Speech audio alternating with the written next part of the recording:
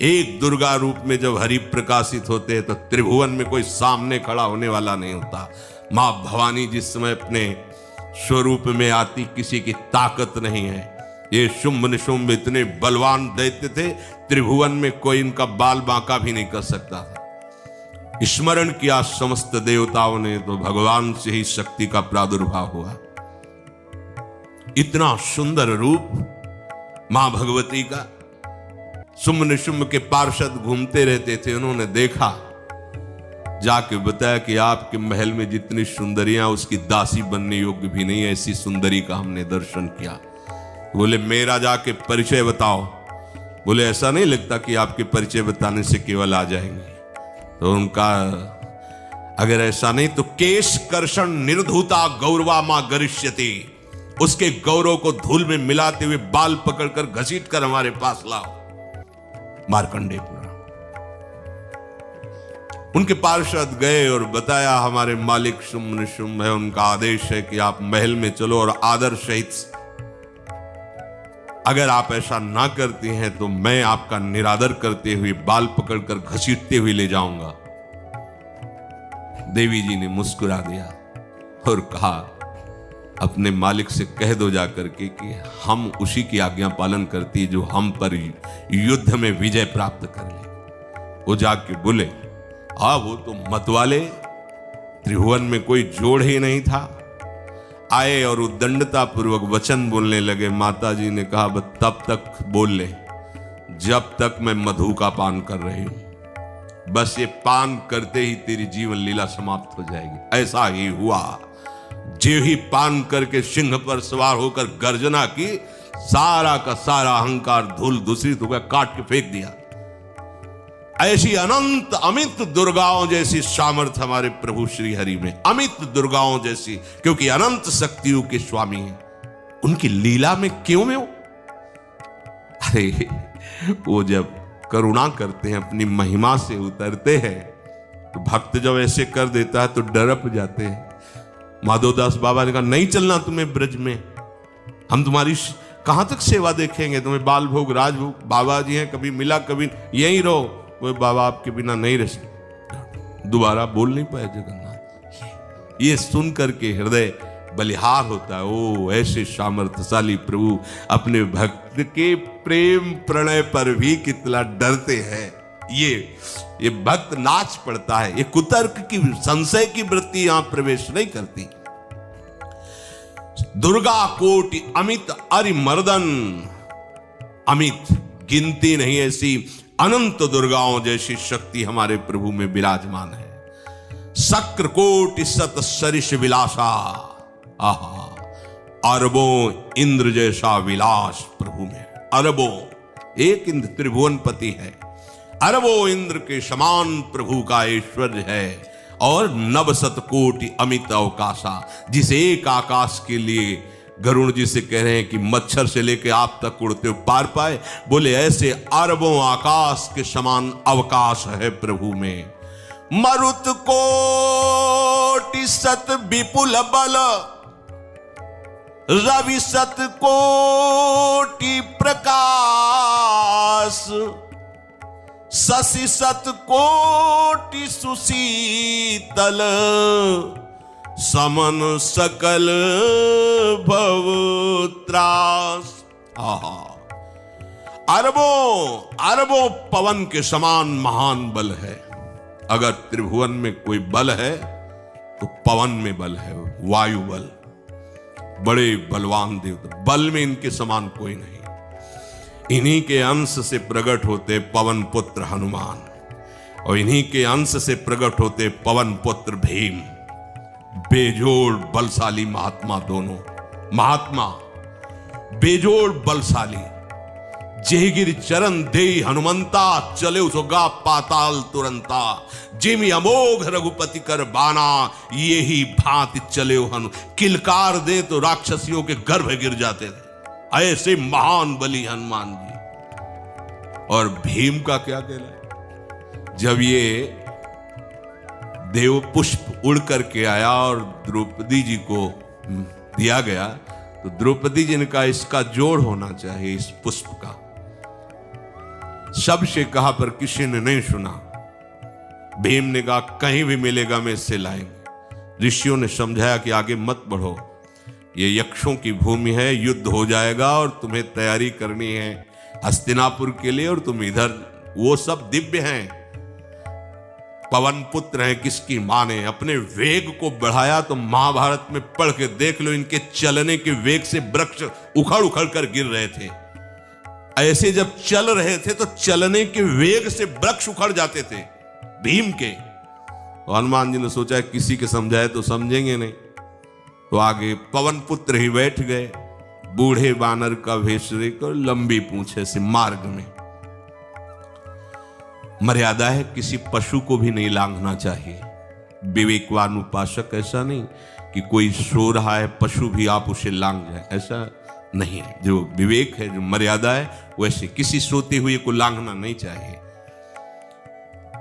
उन्होंने कहा है वृद्ध बानर ये अपनी पूंछ हटा ले और मार्ग दे दे, इस समय मैं विशेष कार्य के लिए जा रहा हूं। तो उनका जब कह ही दिया है वृद्ध, तो आप समझ ही रहे होगे कि वृद्ध में क्या ताकत होती है। अब मेरी ताकत पूंछ हटाने की नहीं रह गई है, आपने तो वृद्ध ही कह दिया है, तो आप समझ रहे हो ना, आप पूंछ हटा लीजिए। कहा हमारी आज्ञा की अवहेलना करे, ऐसे उठी नहीं, दोनों हाथ लगाया, नहीं उठी, पूरी ताकत लगा दी। पवन पुत्र भीम की पूरी ताकत लग गई, पूंछ जरा से भी नहीं। हाथ जोड़ के खड़े बोले हम समझ गए हमारे बड़े भ्राता आप हनुमान जी हैं, क्योंकि ऐसा कोई बानर सृष्टि में पैदा नहीं हुआ कि मैं उसकी पूंछ ला हिला सकूं। मैं समझ गया। तो मुस्कुराए और बैठ के बोले हमारी आज्ञा मानो, इस मार्ग में मत जाओ, ये देव मार्ग है, ऐसे ऐसे सिद्ध हैं कि आपका अपराध बन जाएगा, आप शाप से युक्त हो जाएंगे, इसलिए मैं आपको मना। बोले प्रभु जब आप कृपा करके आए हो तो हमें वो रूप दिखा दो जो लंका में आपने रूप दिखाया। बोले मत उस बात की चर्चा करो, रहने दो। बोले प्रभु एक बार देखना चाहता हूं कि मेरा बड़ा भाई कितना बलवान है। हनुमान जी ने कहा फिर देख लो। कनक भूधराकार शरीरा, समर भयंकर अति बल। कांप गए भीम जी, हाथ जोड़ बोले भैया नीचे। स्वर्णिम कांति, वो भयानक उनका रुद्र रूप, कांप गए भीम, कांप गए। वायु में अगर बल में देखा जाए तो सबसे ज्यादा वायु बलवान है। भगवान कैसे है? मरुत कोट सत विपुल बल, अरबों वायु जैसी महान ताकत हमारे प्रभु में है, संशय नहीं। वो अगर छोटी सी कार्य के लिए सहयोग लेते हैं, ए उठवा दो, ऐसा करो, भक्तों के साथ वो विनोद करते, लीला करते, नहीं उनमें बल कितना है। ऐसे पवन पुत्र हनुमान जिनके चरणों को ऐसे गोद में लिए रहते हैं। एक उपनिषद में चरित्र आता है कि असुरों पर विजय प्राप्त करने के कारण देवताओं को गर्व हो गया और सभा में नृत्य गान चल रहा था। भगवान जब किसी पे गर्व करते हुए देखते हैं तो उनको अच्छा नहीं लगता। फिर सृष्टि के विधान के प्रधान अधिकारी जब देवतागण और देवराज इंद्र और उन्मत्तता, विजयश्री में उन्मत्तता आ जाती है, तो भगवान ने एक यक्ष का रूप धारण किया और सभा के प्रधान द्वार पर दिखाई दिए। देवराज इंद्र ने कहा कि पता लगाओ ये कौन है, बिना आज्ञा के, बिना सूचना के कैसे आ गया है, क्योंकि त्रिभुवन पति है ना वो।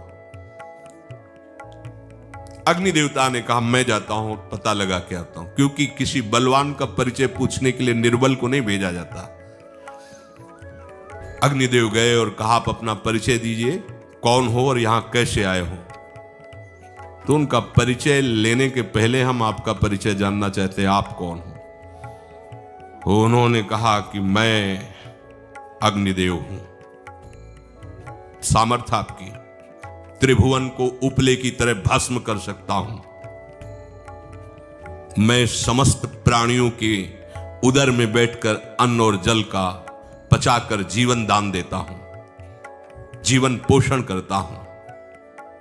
अच्छा, एक तिनका फेंका, हम तुम्हारी बात तभी प्रमाणित, ये उपनिषद की बात, हम तुम्हारी बात तभी प्रमाणित मानेंगे जब तुम इस तिनके को जला दोगे। कोई अग्नि देवता से तिनका जलाने की बात कहे, सहज में दृष्टि डाली, कुछ नहीं हुआ, पूरा पावर लगा दिया। यक्ष जी ने मुस्कुरा कर कहा, तुम तो कहते थे पूरे त्रिभुवन को उपले की तरह जला दूंगा, अब ग्रीवा झुकाई पहुंचे। देवराज इंद्र ने कहा कौन है? बोले असमर्थ रहा उनका परिचय जानने में। वायु देवता, आप अपना परिचय बताइए। आप अपना परिचय जो आए हो तो हमें पहले बताओ, तब हम अपना परिचय दें। तो उनका, मैं महान देव वायु हूं, बल आपका, संपूर्ण जीवों का जीवन हूं। अगर मैं रुक जाऊं तो एक भी क्षण सृष्टि टिक नहीं सकती, क्योंकि सब वायु से जीवित है, और मैं पूरे ब्रह्मांडों को तिनके से उड़ा सकता हूं। ये तिनका है, उड़ाओ। पूरी ताकत लगा दी वायु देवता ने, तिनका नहीं उड़ा। ग्रीवा झुकाई, वापस चले गए। अब देवराज इंद्र उठे, जे ही नजदीक पहुंचे यक्ष अंतर्धान हो गए, और देखा साक्षात ब्रह्म विद्या, दूर से मूर्तिमान ब्रह्म, और डांट लगाई कि तुम उनसे संभाषण करने योग्य भी नहीं हो, क्योंकि तुम सबसे बड़े सिंहासन पर बैठे हो और अहंकार करते हो। तुम्हारे देवता सब सामर्थ्यहीन है, एक तिनका भी अग्नि नहीं जला सका, एक तिनका भी वायु नहीं उड़ा सका। अरे जिनकी शक्ति से शक्तिमान वो भगवान स्वयं आए हुए थे, कांप गए देव। अहंकार मत करो, जाओ, भगवान के बल से तुम विजयी हुए, देवताओं के बल से नहीं। देवताओं में जो शक्ति है वो उन्हीं के अंश से आई हुई है। अरबों वायु के समान महान बलशाली हमारे श्री हरि, अरबों सूर्यों के समान उनका प्रकाश, अरबों सूर्यों के समान प्रकाश, अरबों चंद्रमाओं के समान सुशीतलता, समस्त भयों और दुखों का नाश करने वाले प्रभु श्री हरि। काल कोटि सत सरिसती, दुस्तर दुर्ग दुरंत, धूम के तु सत कोटिशम, दुराधरस भगवंत। अरबों कालों की सामर्थ्य, अरब नहीं, अरबों कालों की सामर्थ्य भगवान एक काल अनंत ब्रह्मांडों में तांडव मचाए रखा है। अरबों काल, अमित बलशाली, अत्यंत दुस्तर, दुर्गम, दुरांत, कौन? प्रभु श्री हरि। अरबों धूमकेतुओं के समान अत्यंत प्रबल सामर्थ्यशाली, प्रभु अगाध सत कोटि पताला, शमन कोटि सत सरिष कराला,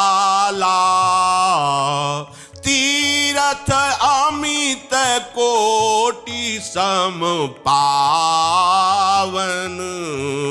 नाम अखिल अघ पूग नशावन। कितने अथाह हैं प्रभु? बोले अरबों पाताल से भी बढ़कर, अरबों पाताल से भी बढ़कर गहरे हैं, कोई था नहीं पा सकता। कितने भयानक हैं, अरबों यमराजों से भी ज्यादा भयानक प्रभु श्री हरि हैं। अनंत कोटि तीर्थों को भी पावन करने वाले परम पवित्र जिनके श्री चरण है, वो तीर्थपाद श्री हरि हैं। अनंत तीर्थों की, उनका नाम ही संपूर्ण विश्व के पाप समूहों का नाश करने में समर्थ है। हिमगिरि कोटि अचल रघुवीरा, सिंधु कोटि सत समगंभीरा, कामधेनु सम कोटि। आहा, देखो अब किसके सामने तुम्हें हाथ पसारने की जरूरत है? समझो, अगर अपने प्रभु को जान जाओगे, समझ जाओगे, तो फिर कहीं इधर उधर झांकने की जरूरत नहीं, किसी के सहयोग की जरूरत नहीं। कैसे प्रभु? ऐसे वो स्थिर हैं कि जैसे तूफान चल रहा और हिमालय का आश्रय ले लो तो डरने की जरूरत नहीं, कोई भी तूफान हिमालय को उखाड़ नहीं सकता। ऐसे ही कह रहे हैं अरबों हिमालयों जैसी स्थिरता प्रभु श्री हरि में है। अरबों समुद्रों के समान गंभीर है। कामधेनु सत कोटि समाना, सकल काम दायक भगवाना, सारद कोटि अमित चतुराई, विधि सत कोटि सृष्टि निपुनाई, विष्णु कोटि सम पालन करता, रुद्र कोटि सत सम संघरता।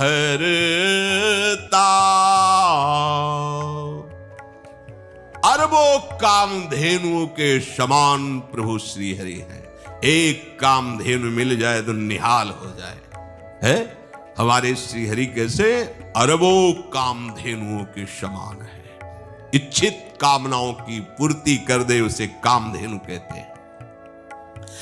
प्रभु में कितनी चतुरता है। अनंत कोटि सरस्वतियों की एक सरस्वती ब्रह्मांडों का संचालन करती है, बुद्धि के अधिष्ठात्र देवी हैं।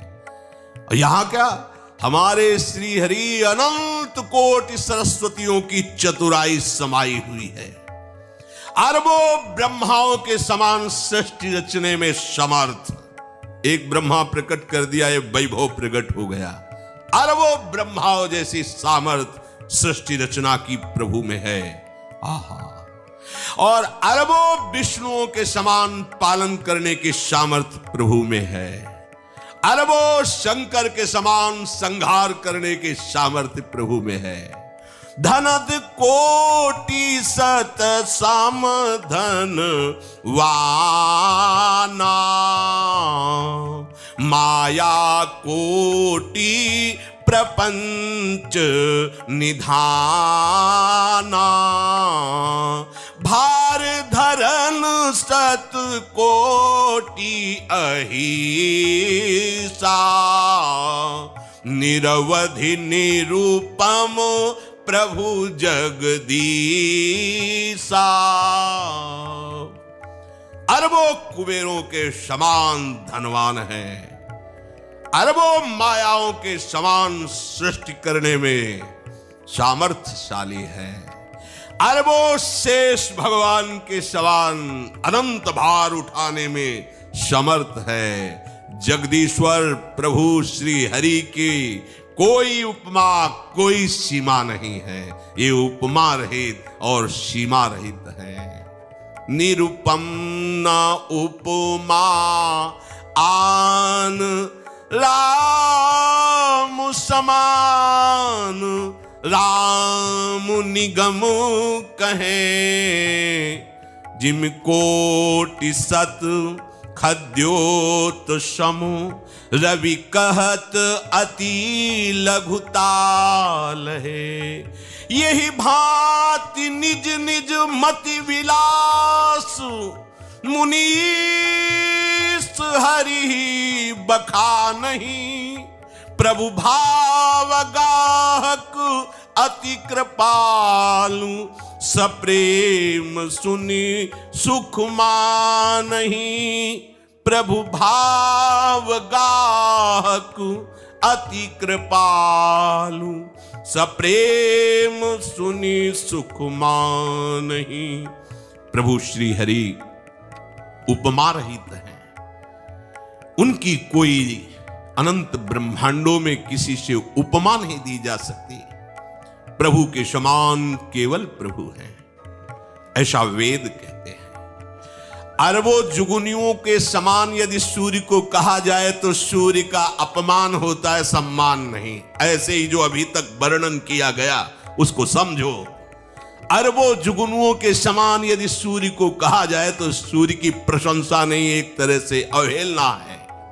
आहा, इसी प्रकार अपनी बुद्धि के विकास के अनुसार मुनीश्वर, अपनी बुद्धि के विकास और प्रकाश के अनुसार मुनीश्वर प्रभु का वर्णन करते हैं। गुण महिमा नाम बल पर था कोई नहीं पाओ, आज तक कोई था नहीं। ऐसे प्रभु की लीला में कोई कुतर्क, कोई संशय, अब वो क्या बुद्धि है उसका खुद विचार करें।